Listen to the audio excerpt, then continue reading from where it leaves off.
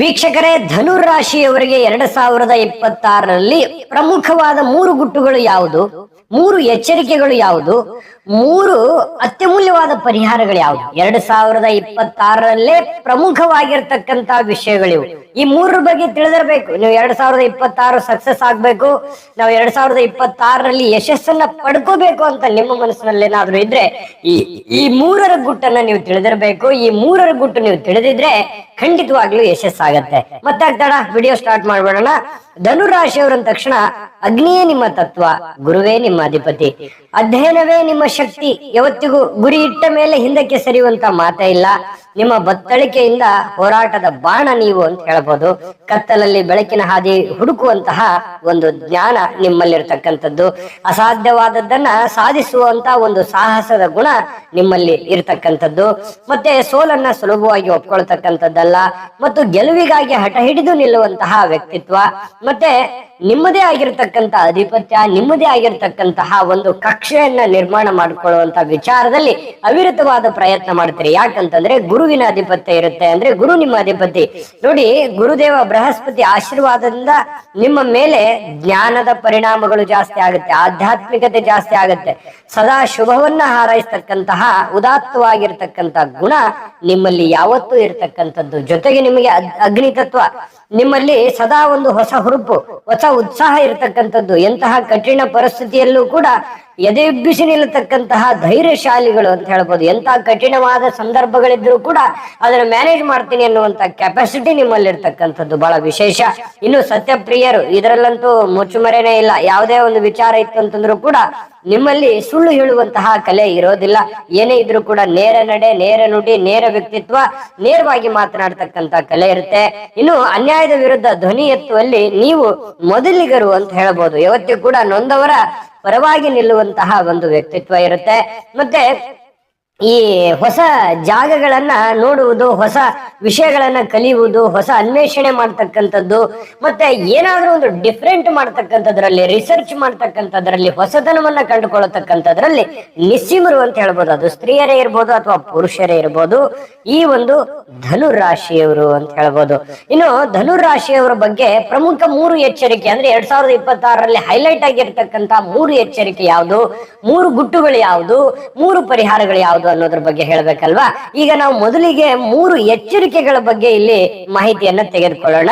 ನೋಡಿ, ಈ ವರ್ಷದಲ್ಲಿ 2026ರಲ್ಲಿ ಮಾತಿನ ಮೇಲೆ ನಿಗಾ ಇರ್ಬೇಕಾಗತ್ತೆ. ನೀವೇನು ಮಾತಾಡ್ತಾ ಇದ್ದೀರಿ, ಎಲ್ಲಿ ಮಾತಾಡ್ತಾ ಇದ್ದೀರಿ, ಹೇಗೆ ಮಾತಾಡ್ತಾ ಇದ್ದೀರಿ ಅನ್ನುವಂಥದ್ದು ತುಂಬಾ ಮುಖ್ಯ ಆಗತ್ತೆ. ಯಾಕಂತಂದ್ರೆ ಕೆಲವೊಮ್ಮೆ ನೇರ ನಡೆ, ನೇರ ನುಡಿ ಇರುತ್ತಲ್ಲ, ಅದು ಕೆಲವೊಂದು ಸಂದರ್ಭದಲ್ಲಿ ನಿಮಗೆ ಸಮಸ್ಯೆಯನ್ನ ತಂದೊಡ್ಡುವಂತಹ ಸಾಧ್ಯತೆಗಳಿರ್ತಕ್ಕಂಥದ್ರಿಂದ ನೀವು ಸ್ವಲ್ಪ ತಾಳ್ಮೆ ಅನ್ನುವಂಥದ್ದು ಬೇಕು. ನಿಮ್ಮಲ್ಲಿ ಸತ್ಯನೇ ಇರುತ್ತೆ, ಧರ್ಮನೇ ಇರುತ್ತೆ, ನ್ಯಾಯನೇ ಇರುತ್ತೆ.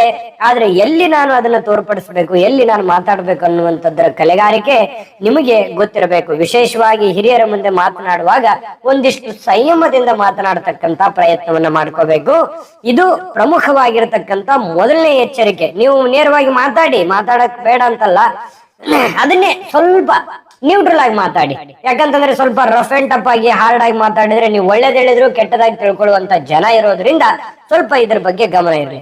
ಇನ್ನು ಅತಿಯಾದ ಆತ್ಮವಿಶ್ವಾಸ ಬೇಡ. ನನಗೆಲ್ಲ ಗೊತ್ತು, ನಾನು ಮಾಡಿದ್ದೆ ಸರಿ ಆಗುತ್ತೆ, ನಾನು ತಗೊಂಡಿರುವಂತ ನಿರ್ಧಾರವೇ ಸರಿ, ಈ ತರದ ಒಂದು ಭಾವನೆಗಳು ಬೇಡ. ನೀವು ಯಾವುದೇ ಒಂದು ತೀರ್ಮಾನ ತೆಗೆದುಕೊಂಡ್ರು ಕೂಡ, ಏನೋ ಒಂದು ದೊಡ್ಡ ವಿಚಾರಗಳು, ದೊಡ್ಡ ಇನ್ವೆಸ್ಟ್ಮೆಂಟ್ಗಳು, ದೊಡ್ಡ ಹಣಕಾಸಿನ ವ್ಯವಹಾರಗಳನ್ನ ನೀವು ಮಾಡ್ತಾ ಇದ್ದೀರಿ ಅಂತಂದ್ರೆ ಸ್ವಲ್ಪ ಆ ವಿಭಾಗದಲ್ಲಿ ನುರಿತಿರುವಂತಹ ವ್ಯಕ್ತಿಗಳ ಒಂದು ಸಲಹೆಯನ್ನ ಪಡೆಯುವಂಥದ್ದು ತುಂಬಾ ಮುಖ್ಯ. ಅಂದ್ರೆ ಅತ್ಯಾಪ್ತರ ಸಲಹೆ ಅಂತಲ್ಲ, ಆ ವಿಭಾಗದಲ್ಲಿ ನುರಿತಿರುವಂತಹ ಜನಗಳ ಸಲಹೆಯನ್ನ ತೆಗೆದುಕೊಂಡು ಆಮೇಲೆ ನಿಮ್ಮ ವಿವೇಚನೆಯನ್ನ ಬಳಸಿ ನೀವು ನಿರ್ಧಾರವನ್ನು ತೆಗೆದುಕೊಳ್ಬೇಕು. ಇದು 2ನೇ ಎಚ್ಚರಿಕೆ. ಇನ್ನು 3ನೇ ಎಚ್ಚರಿಕೆ, ಅತಿ ಅಮೂಲ್ಯವಾಗಿರ್ತಕ್ಕಂಥ 3ನೇ ಎಚ್ಚರಿಕೆ ಏನಂತಂದ್ರೆ ಅವಸರದ ನಿರ್ಧಾರ ತೆಗೆದುಕೊಳ್ಳಬಾರದು. ಏನೋ ಅವಕಾಶ ಸಿಕ್ಬಿಟ್ಟಿದೆ, ಇದಕ್ಕಿಂತ ಮತ್ತೆ ವಾಪಸ್ ನನಗೆ ಅವಕಾಶನೇ ಸಿಗೋದಿಲ್ವೇನೋ ಅನ್ನುವಂತ ರೀತಿಯಲ್ಲಿ ಸಡನ್ ಆಗಿ ದುಡುಕಿ, ಸಡನ್ ಆಗಿ ನಿರ್ಧಾರಗಳನ್ನ ತೆಗೆದುಕೊಳ್ಳುವಂತ ಕೆಲಸ ನೀವು ಈ ವರ್ಷದಲ್ಲಿ ಮಾಡ್ಲೇಬಾರ್ದು. ಯಾಕಂದ್ರೆ ವಿಶೇಷವಾಗಿ ಹಣಕಾಸಿನ ಈ ಹೂಡಿಕೆ ಅಥವಾ ಹೊಸ ಉದ್ಯೋಗದ ವಿಷಯಗಳಲ್ಲಿ ಆತುರ ಪಡಬಾರದು. ಸರಿಯಾಗಿ ಪರಿಶೀಲನೆ ಮಾಡಿ ಸಹಿ ಹಾಕುವಂತದ್ದಾಗ್ಲಿ, ಅಥವಾ ಇನ್ವೆಸ್ಟ್ಮೆಂಟ್ ಮಾಡುವಂತದ್ದಾಗ್ಲಿ, ಹಣ ಕೊಡೋದಾಗ್ಲಿ, ಹಣ ತರೋದಾಗ್ಲಿ, ಬೆಲೆ ಬಾಳುವ ವಸ್ತು ಖರೀದಿ ಮಾಡೋದಾಗ್ಲಿ, ಯಾವುದೇ ಒಂದು ಅಗ್ರಿಮೆಂಟ್ ಮಾಡ್ಕೊಳ್ಳುವಂತ ವಿಚಾರದಲ್ಲಾಗ್ಲಿ, ಇಂತಹ ಒಂದು ವಿಚಾರದಲ್ಲಿ ನೀವು ಎಚ್ಚರಿಕೆಯನ್ನು ವಹಿಸಬೇಕಾಗತ್ತೆ ಈ ವರ್ಷ. ಈ 3 ಎಚ್ಚರಿಕೆ ವಹಿಸಿದ್ರೆ ಸಾಕು, ಬಹಳಷ್ಟು ಬದಲಾವಣೆ ಆಗುತ್ತೆ. ಆದ್ರೆ ಈ ವಿಡಿಯೋದ ಮುಖ್ಯ ಉದ್ದೇಶ ಏನಂತಂದ್ರೆ ನಿಮ್ಮ 3 ಗುಟ್ಟುಗಳು, ಪ್ರಮುಖವಾದ 3 ಗುಟ್ಟುಗಳು ಯಾವುದು, 3 ಪರಿಹಾರಗಳು ಯಾವುದು ಅನ್ನೋದ್ರ ಬಗ್ಗೆ ಹೇಳ್ಬೇಕಲ್ವಾ. ಆ 3 ಗುಟ್ಟುಗಳು ಯಾವುದು ಅನ್ನೋದ್ರ ಬಗ್ಗೆ ಖಂಡಿತ ತಿಳಿಸೋಣ. ವಿಡಿಯೋ ಈಗ ಸ್ಟಾರ್ಟ್ ಆಗಿದೆ ಅಂತ ಹೇಳ್ಬೇಕು. ಈಗಿದೆ ಇಂಟ್ರೆಸ್ಟಿಂಗ್ ಆದಂತ ಪಾಯಿಂಟ್. ಈಗ ಆ ವಿಡಿಯೋ ಸ್ಟಾರ್ಟ್ ಮಾಡೋದಕ್ಕಿಂತ ಮುಂಚೆ ನಿಮಗಾಗಿನೇ ಒಂದು ಚಿಕ್ಕ ವಿಡಿಯೋ ಇದೆ, ಅದನ್ನ ನೋಡ್ಕೊಂಡ್ ಬನ್ನಿ. ವೀಕ್ಷಕರೇ, ನೀವಿನ್ನೂ ನಿಮ್ಮ ಜಾತಕ ಬರಸೇ ಇಲ್ವಾ? ನಿಮ್ಮ ಮಕ್ಕಳ ಜಾತಕ ನೀವಿನ್ನೂ ತೆಗೆದುಕೊಂಡೇ ಇಲ್ವಾ? ಜಾತಕ ತಗೊಳ್ಳುವಂತದ್ದಕ್ಕೆ ಒಂದು ಸುವರ್ಣ ಅವಕಾಶ ಇದೆ. ಈ ವಿಡಿಯೋದ ಕೆಳಗಡೆ ಅಂದ್ರೆ ಡಿಸ್ಕ್ರಿಪ್ಷನ್ ಇದೆ, ಈ ವಿಡಿಯೋದಲ್ಲ, ಈ ವಿಡಿಯೋದ ಕೆಳಗಡೆ ಡಿಸ್ಕ್ರಿಪ್ಷನ್ ಇದೆ. ಆ ಡಿಸ್ಕ್ರಿಪ್ಷನ್ ಅಲ್ಲಿ ಒಂದು ಲಿಂಕ್ ಇದೆ.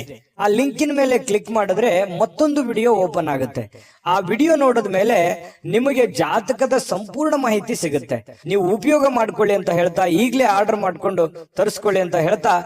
ನೋಡಿದ್ರಲ್ಲ ವೀಕ್ಷಕರ, ಇದು ಅಂತಿಂತ ಆರ್ಡಿನರಿ ಜಾತಕ ಅಲ್ಲ. ಭಾರತದ ಎಲ್ಲ ಭಾಷೆಗಳಲ್ಲಿ ಸಿಗ್ತಕ್ಕಂತ 80ರಿಂದ 100 ಪುಟಗಳನ್ನ ಹೊಂದಿರತಕ್ಕಂತ ಸಂಪೂರ್ಣವಾದ ಜನ್ಮ ಜಾತಕ ಫಲ ಇದಾಗಿರ್ತಕ್ಕಂಥದ್ದು. ಈಗಲೇ ನಂಬಿಕೆ ವಿಶ್ವಾಸದಿಂದ ಆರ್ಡರ್ ಮಾಡ್ಕೊಂಡು ತರಿಸ್ಕೊಳ್ಳಿ ಅನ್ನುವಂತ ಮಾತನ್ನ ಹೇಳ್ತಾ, ಇನ್ನು ಈ ಒಂದು ವರ್ಷದಲ್ಲಿ 3 ಪ್ರಮುಖವಾಗಿರ್ತಕ್ಕಂಥ ಗುಟ್ಟುಗಳು ಯಾವುದು ನಿಮಗಿದು ತಿಳಿದಿರ್ಬೇಕು. ಅಂದ್ರೆ ನಿಮ್ಗೆ ಯಶಸ್ಸಾಗತ್ತೆ. ಏನಂತಂದ್ರೆ, ನಿಮ್ಮ ಜ್ಞಾನವೇ ನಿಮಗೆ ಶಕ್ತಿ. ಈ ವರ್ಷ ನಿಮ್ಮ ನಿಮ್ಮ ನಿಮ್ಮ ಒಂದು ಆತ್ಮಸ್ಥೈರ್ಯವೇ ನಿಮಗೆ ಬಲ, ನೀವೇ ನಿಮಗೆ ಶಕ್ತಿ, ನಿಮ್ಮ ಬುದ್ಧಿಯೇ ನಿಮಗೆ ಬಲ, ನೀವೇ ನಿಮಗೆ ಆಧಾರ ಅನ್ನುವಂಥದ್ದನ್ನ ಗಮನದಲ್ಲಿಟ್ಕೋಬೇಕು. ಯಾರೋ ಬಂದು ನನಗೆ ಹೆಲ್ಪ್ ಮಾಡ್ಬಿಡ್ತಾರೆ, ಯಾರೋ ಬಂದು ನನ್ನನ್ನು ಮೇಲೆತ್ತು ಬಿಡ್ತಾರೆ, ಯಾರಿಂದನೋ ನಾನು ಇಂಪ್ರೂವ್ಮೆಂಟ್ ಆಗ್ಬಿಡ್ತೀನಿ ಅನ್ನುವಂಥದ್ದನ್ನ ನೀವು ತಲೆಯಲ್ಲಿ ಇಟ್ಕೋಬಾರ್ದು. ನೀವು ಯೋಜನೆಯನ್ನ ರೂಪಿಸ್ಕೋಬೇಕಾಗತ್ತೆ. ನಿಮ್ಮ ಯೋಜನೆಗಳು ಸರಿಯಾಗಿ ಕೆಲಸ ಮಾಡ್ತಾ ಇರಬೇಕು ಈ ವರ್ಷ. ಯಾಕಂತಂದ್ರೆ ನಿಮ್ಮ ಆಧ್ಯಾತ್ಮಿಕ ಮತ್ತು ಭೌತಿಕ ಬೆಳವಣಿಗೆಗಳಿಗೂ ಪೂರಕವಾಗುವಂಥದ್ದು ನಿಮ್ಮ ಜ್ಞಾನ. ಮತ್ತೆ ನೀವು ಹಂಚುವಂತ ಜ್ಞಾನವೇ ನಿಮಗೆ ಸಮಾಜದಲ್ಲಿ ಒಂದು ದೊಡ್ಡ ಗೌರವ, ದೊಡ್ಡ ಒಂದು ಮನ್ನಣೆ ಸಿಗುವಂತಹ ಸಾಧ್ಯತೆಗಳು ನಿಮಗಿಲ್ಲಿ ಈ ಒಂದು ವರ್ಷದಲ್ಲಿ ನಿಮಗೆ ಕಂಡು ಬರ್ತಾ ಇರತಕ್ಕಂಥದ್ದು. ಖಂಡಿತವಾಗ್ಲೂ ಈ ಒಂದು ವಿಷಯವನ್ನ ನೀವು ತಿಳಿದಿರ್ಬೇಕು, ಇದ್ರ ಬಗ್ಗೆ ಅರಿತಿರ್ಬೇಕು, ಇದ್ರ ಬಗ್ಗೆ ಗಮನ ಇರಬೇಕು. ಈ ಗುಟ್ಟನ್ನ ನೀವು ತಿಳ್ಕೊಂಡಿರಿ.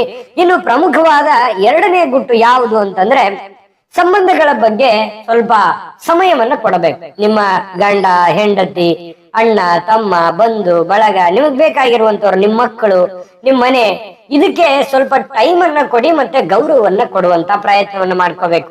ಇದರಿಂದ ಏನಾಗುತ್ತೆ, ಮನೆಯ ಒಂದು ವಾತಾವರಣ ತುಂಬಾ ಚೆನ್ನಾಗಿರುತ್ತೆ, ಖುಷಿಯಾಗಿರುತ್ತೆ. ಮನೆಯಲ್ಲಿ ಸಂತೋಷವಾಗಿದ್ದಾಗ ಮನಸ್ಸಿಗೆ ಒಂದಿಷ್ಟು ನೆಮ್ಮದಿ ಅನ್ನುವಂಥದ್ದಿರುತ್ತೆ. ಹೊರಗಡೆ ಮಾಡುವಂತಹ ಕೆಲಸಗಳಿಗೆ ಅಥವಾ ನೀವು ಯೋಜನೆಯನ್ನ ರೂಪಿಸುವಂತಹ ಕಾರ್ಯಗಳಿಗೆ ಸಕ್ಸಸ್ ಅನ್ನುವಂಥದ್ದು ಆಗುತ್ತೆ. ಇದ್ರ ಬಗ್ಗೆ ನಿಮಗ್ ಗೊತ್ತಿರಬೇಕು. ಯಾರೊಂದಿಗೂ ಜಗಳ ಮಾಡೋದಾಗ್ಲಿ, ಕಲಹ ಮಾಡೋದಾಗ್ಲಿ, ಜಗಳ ಬೇಡವೇ ಬೇಡ. 2026 ಯಾರೊಂದಿಗೂ ವೈಮನಸ್ ಬೇಡ, ಎಲ್ಲರನ್ನು ಕ್ಷಮಿಸ್ಬಿಡಿ. ಏನೇ ಒಂದು ಚಿಕ್ಕ ಪುಟ್ಟ ಸಮಸ್ಯೆ ಆಗ್ತಾ ಇದ್ದ ತಕ್ಷಣವೇ ಅದನ್ನ ಸರಿ ಮಾಡ್ಕೊಂಡ್ಬಿಡೋದು, ಆಗಿಂದಾಗೇನೆ ಆ ಪ್ರಾಬ್ಲಮ್ ಅನ್ನು ಸರಿ ಮಾಡ್ಕೊಂಡು ಮುಂದೆ ಹೋಗ್ಬಿಡೋದು. ಈ ಒಂದು ವಿಚಾರವನ್ನ ನಿಮಗೆ ತಿಳಿದಿರಬೇಕು ಅನ್ನುವಂಥದ್ದು ಇದು 2ನೇ ವಿಷಯ. ಇನ್ನು 3ನೇ ಗುಟ್ಟು ಯಾವುದು ಅಂತಂದ್ರೆ, ಅದೃಷ್ಟ. ನೋಡಿ, ಈ ವರ್ಷ ದ್ವಿತೀಯಾರ್ಧದಲ್ಲಿ, ಪ್ರಾರಂಭದಲ್ಲಿ ಸ್ವಲ್ಪ ಆಚೆ ಈಚೆ ಆದ್ರೂ ಕೂಡ ದ್ವಿತೀಯಾರ್ಧದಲ್ಲಿ ನಿಮಗೆ ಭಾಗ್ಯೋದಯ ಆಗುವಂತ ಸೂಚನೆ ಇದೆ. ಆದ್ರೆ ಈಗ ಮಾಡ್ತಕ್ಕಂತ ಪ್ರಯತ್ನಗಳನ್ನ ನಿಲ್ಲಿಸಬಾರದು. ಇದ್ರ ಬಗ್ಗೆ ಗೊತ್ತಿರಬೇಕು. ನೀವೇನೋ ಈ ವರ್ಷದ ಆರಂಭದಲ್ಲಿ ಒಂದು ಹೊಸ ಹುರುಪಿನಿಂದ ಹೊಸ ಯೋಜನೆಯನ್ನು ರೂಪಿಸಿ ನೀವೇನೋ ಒಂದು ಕೆಲಸ ಮಾಡ್ತಾ ಇದ್ರಿ. ಪ್ರಾರಂಭದಲ್ಲಿ ಏನೋ ಒಂದು ಸ್ವಲ್ಪ ಸಕ್ಸಸ್ ಸಿಗ್ಲಿಲ್ಲ, ನೀವ್ ಅಂದ್ಕೊಂಡಂತ ಯಶಸ್ಸು ಆಗ್ತಾ ಇಲ್ಲ, ಅಯ್ಯೋ ಇದು ಆಗೋದೆಲ್ಲ ಬಿಡು ಅಂತ ತಿಳ್ಕೊಂಡು ಹಿಂದ್ ಸರಿಬಾರ್ದು. ಅದನ್ನ ಪೂರ್ಣಗೊಳಿಸಬೇಕು. ಪರಿಪೂರ್ಣ ಆಗೋದ್ರವರೆಗೇನು ಕೂಡ ನೀವು ಪ್ರಯತ್ನಿಸಬೇಕು. ಅಂದ್ರೆ ಮಾತ್ರ ನಿಮಗೆ ಈ ವರ್ಷದ ದ್ವಿತೀಯಾರ್ಧದಲ್ಲಿ, ಮೊದಲಾರ್ಧ ಮಾಡಿರ್ತಕ್ಕಂತ ಪ್ರಯತ್ನಕ್ಕೆ ದ್ವಿತೀಯಾರ್ಧದಲ್ಲಿ ಅದ್ಭುತವಾದ ಫಲ ಸಿಗುವಂತ ಸಾಧ್ಯತೆ ಇದೆ. ಅಂದ್ರೇನು, ಹಿಡಿದಿರುವಂತಹ ಕೆಲಸವನ್ನ ಮಧ್ಯದಲ್ಲೇ ನಿಲ್ಲಿಸಬಾರದು, ಅರ್ಧಕ್ಕೆ ಬಿಡಬಾರದು. ಅದನ್ನು ಪೂರ್ಣಗೊಳಿಸುವಂತ ಪ್ರಯತ್ನವನ್ನ ನೀವಿಲ್ಲಿ ಮಾಡಿದ್ರೆ ಖಂಡಿತವಾಗಿಯೂ ನಿಮಗೆ ಅದ್ಭುತವಾಗಿರ್ತಕ್ಕಂಥ ಫಲ ಈ ಒಂದು ವರ್ಷದಲ್ಲಿ ಸಿಗ್ತಾ ಇರತಕ್ಕಂಥದ್ದು. ಈ 3 ಗುಟ್ಟುಗಳ ಬಗ್ಗೆ ನಿಮಗೆ ತಿಳಿದಿರಬೇಕು. ಇಷ್ಟಕ್ಕೆ ಮುಗಿತಾ? ಇಲ್ಲ, ನಿಮಗೆ 3 ಪರಿಹಾರಗಳಿದೆ. 3 ಪರಿಹಾರಗಳಿದೆ. ಆ 3 ಪರಿಹಾರಗಳನ್ನ ನೀವು ಈ ವರ್ಷದಲ್ಲಿ ಮಾಡ್ಕೋಬೇಕಾಗತ್ತೆ. 3 ಮುಖ್ಯವಾದ ಗುಟ್ಟುಗಳನ್ನು ತಿಳ್ಕೊಂಡಿದ್ದೀರಿ, 3 ಎಚ್ಚರಿಕೆಗಳು ತಿಳ್ಕೊಂಡಿದ್ದೀರಿ. ಇದು ನಿಮ್ ಜೀವನದಲ್ಲಿ ಅಳವಡಿಸ್ಕೋಬೇಕು. ಇನ್ನು 3 ಪರಿಹಾರಗಳ ಬಗ್ಗೆ ತಿಳಿಸೋಣ. ಅದಕ್ಕಿಂತ ಮುಂಚೆ ವಿಡಿಯೋ ನಿಮಗೆ ಹೇಗೆ ಅನಿಸ್ತು ಅನ್ನುವಂತ ನಿಮ್ಮ ಅಮೂಲ್ಯ ಅಭಿಪ್ರಾಯವನ್ನ ಕಾಮೆಂಟ್ ಮಾಡೋದ್ರ ಮೂಲಕ ತಿಳಿಸಿ. ಯಾಕಂದ್ರೆ ನಿಮ್ಮ ಅಮೂಲ್ಯ ಅಭಿಪ್ರಾಯ ನಮಗೆ ತುಂಬಾ ಮುಖ್ಯ. ಜೊತೆಗೆ ನಿಮ್ಮ ರಾಶಿಯ ಅಧಿಪತಿ ಆಗಿರ್ತಕ್ಕಂಥದ್ದು ಗುರು. ಇನ್ನು ನಿಮಗೆ ಅದೃಷ್ಟ ದೇವತೆ ಯಾರು ಅಂತಂದ್ರೆ ಶ್ರೀ ಮಹಾವಿಷ್ಣು. ಇವರ ಹೆಸರುಗಳನ್ನ ಕಾಮೆಂಟ್ ಮಾಡೋದ್ರ ಮೂಲಕ ಅವರ ಒಂದು ಆರಾಧನೆ ರೂಪದಲ್ಲಿ ಅಥವಾ ಅವರ ನೆನೆಸುವಂತ ರೂಪದಲ್ಲಿ ಮಾಡೋಣ. ಇದ್ರ ಜೊತೆಗೆ 3 ಪರಿಹಾರಗಳ ಬಗ್ಗೆ ನಾವಿಲ್ಲಿ ನೋಡೋಣ. ನೋಡಿ, ಮೊದಲನೇ ಪರಿಹಾರ ಗುರು ಆರಾಧನೆ ಮಾಡ್ತಕ್ಕಂಥದ್ದು. ಪ್ರತಿ ಗುರುವಾರ ದಿವಸ ರಾಘವೇಂದ್ರ ಸ್ವಾಮಿಯ ದರ್ಶನವನ್ನ ಮಾಡ್ತಕ್ಕಂಥದ್ದು, ರಾಘವೇಂದ್ರ ಸ್ವಾಮಿಯ ಒಂದು ಪ್ರಾರ್ಥನೆಯನ್ನ ಮಾಡ್ತಕ್ಕಂಥದ್ದು, ಗುರುಮಂತ್ರವನ್ನ ಪಠಣ ಮಾಡ್ತಕ್ಕಂಥದ್ದು, ಹಳದಿ ಅಥವಾ ಈ ಹಳದಿ ಬಣ್ಣದ ಹೂಗಳನ್ನ ಪೂಜೆ ಮಾಡ್ತಕ್ಕಂಥದ್ದು. ಹಳದಿ ಬಣ್ಣದ ಹೂಗಳಿಂದ ಪೂಜೆ ಮಾಡೋದು ಈ ಒಂದು ವರ್ಷದಲ್ಲಿ ಬಹಳ ಒಂದು ಒಳ್ಳೆ ಫಲ ಸಿಗುತ್ತೆ. ಗುರುವಾರ ದಿನ ಹಳದಿ ಬಣ್ಣದ ಹೂಗಳಿಂದ ಪೂಜೆ ಮಾಡೋದು, ಗುರು ಮಂತ್ರವನ್ನ ಪಠಣ ಮಾಡೋದು, ಅನುಕೂಲ ಆಯ್ತು ಅಂತಂದ್ರೆ ರಾಯರ ಒಂದು ಸನ್ನಿಧಿಗೆ ದರ್ಶನವನ್ನ ಮಾಡ್ತಕ್ಕಂಥದ್ದು ಒಳ್ಳೆ ಫಲ ಸಿಗುತ್ತೆ. ಇನ್ನು ದಾನ, ಗುರುವಾರದಂದು ಬಡವರಿಗೆ ಈ ಕಡಲೆಬೇಳೆ, ಬಾಳೆಹಣ್ಣು ಅಥವಾ ಈ ಹಳದಿ ಬಣ್ಣದ ಸಿಹಿ ತಿಂಡಿಗಳನ್ನ ದಾನವನ್ನಾಗಿ ನೀಡತಕ್ಕಂಥದ್ರಿಂದ ಗುರುವಿನ ಬಲ ಹೆಚ್ಚಾಗುತ್ತೆ, ಆತ್ಮಸ್ಥೈರ್ಯ ಹೆಚ್ಚಾಗುತ್ತೆ, ಮಾಡುವಂತ ಕಾರ್ಯದಲ್ಲಿ ನಿಮಗೆ ಅಭಿವೃದ್ಧಿ ಆಗುತ್ತೆ. ನೀವು ದೊಡ್ಡ ಪ್ರಮಾಣದಲ್ಲಿ ದಾನ ಮಾಡ್ಬಿಡಿ ಅಂತಲ್ಲ, ನಿಮ್ಮ ಆರ್ಥಿಕ ಸ್ಥಿತಿಗತಿಗಳಿಗೆ ಅನುಸಾರವಾಗಿ ದಾನವನ್ನ ಮಾಡಿ, ಖಂಡಿತ ಒಳ್ಳೆ ಫಲ ಅನ್ನುವಂಥದ್ದು ಸಿಗುತ್ತೆ. ಇನ್ನು ಪ್ರತಿದಿನ ನಿಮಗೆ ಅನುಕೂಲ ಇತ್ತು ಅಂತಂದ್ರೆ ಓಂ ಬೃಹಸ್ಪತಾಯ ನಮಃ ಈ ಮಂತ್ರವನ್ನ 108 ಬಾರಿ ಜಪಿಸ್ತಕ್ಕಂಥದ್ದು. ಇದರಿಂದ ನಿಮ್ಮ ಬುದ್ಧಿಶಕ್ತಿ ಚುರುಕಾಗುತ್ತೆ, ಕೆಲಸದಲ್ಲಿ ಹೆಚ್ಚಿನ ಒಂದು ವಿಜಯವನ್ನ ಪ್ರಾಪ್ತಿ ಆಗುತ್ತೆ, ಲಾಭ ಆಗುತ್ತೆ, ಯಶಸ್ಸಾಗುತ್ತೆ ಅನ್ನುವಂಥದ್ದು. ಸಿಂಪಲ್ ಆದಂತ ಪರಿಹಾರಗಳಿದಾವೆ, ತುಂಬಾ ಸಿಂಪಲ್ ಆದಂತ ಪರಿಹಾರಗಳು. ಅದನ್ನ ನೀವು ಅಪ್ಲೈ ಮಾಡ್ಬೇಕು.